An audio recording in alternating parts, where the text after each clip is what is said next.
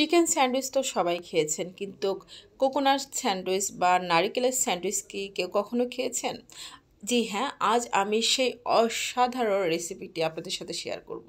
সেটার জন্য যেটা লাগবে নারিকেলটা দেখলেন আমরা কুড়িয়ে নিয়েছি। কুড়ানো নারিকেল আমি একটু রেখে দিচ্ছি ফ্রিজে। এটা আমি আমার সব লাগবে না, আমি অর্ধেকটা রেখে দিচ্ছি। এটা দিয়ে আমি অন্য সময় অন্য কিছু রান্না করব।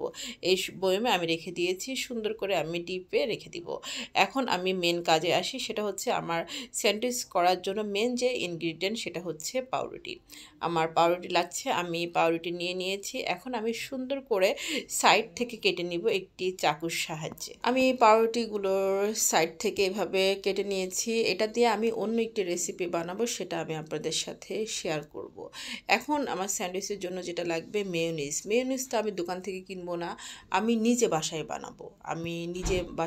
এই জন্য আমি নিয়েছি সেদ্ধ ডিমের মধ্যে আমি গুঁড়ো দুধ দিয়েছি, লবণ দিয়েছি, চিনি দিয়েছি। এবার আমি এটা ব্লেন্ডারে দিয়ে ব্লেন্ড করে নিব। এই মেয়োনিজটা খুবই সুন্দর হয়। এখন আমি ব্লেন্ড করে নেওয়ার পরে এটার মধ্যে একটু শুকনা মরিচ দিয়ে দিব। শুকনা মরিচ আমি পুড়িয়ে নিয়েছি। আমার মেয়োনিজ করা শেষ। এখন আমি মেন কাজে আসি। আমি পাউরুটির মধ্যে একটু সস দিয়ে দিচ্ছি। সস দেওয়ার পরে আমি দিব হচ্ছে, আমি এটা প্রাণ সস নিয়েছি, প্রাণ হট টমেটো সস।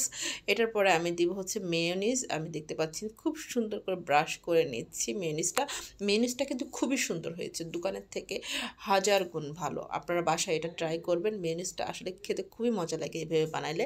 আমি কাঁচা ডিমের মেয়োনিজ বানাই না, আমি সেদ্ধ ডিমের মেয়োনিজ বানাই। এই যে দেখতে পাচ্ছেন আমার সব কিছু ব্রাশ করা শেষ। এখন আমি নারিকেল দিয়ে দিব। আমি চারপাশে কোরানো নারিকেল দিয়ে দিচ্ছি খুব সুন্দর করে। এরপরে আমি এবার আরেকটা পাউরুটি দিয়ে নিচ্ছি। তার আগে বলে নিই, পাউরুটিটা যদি একটু ভেজে নেওয়া যেত তাহলে আরও মজা লাগতো। একটু ঘি দিয়ে যদি হালকা একটু ভেজে নেওয়া হতো তাহলে আরও ভালো লাগতো। আমি নিয়ে নিই, আমার এত সময় নাই।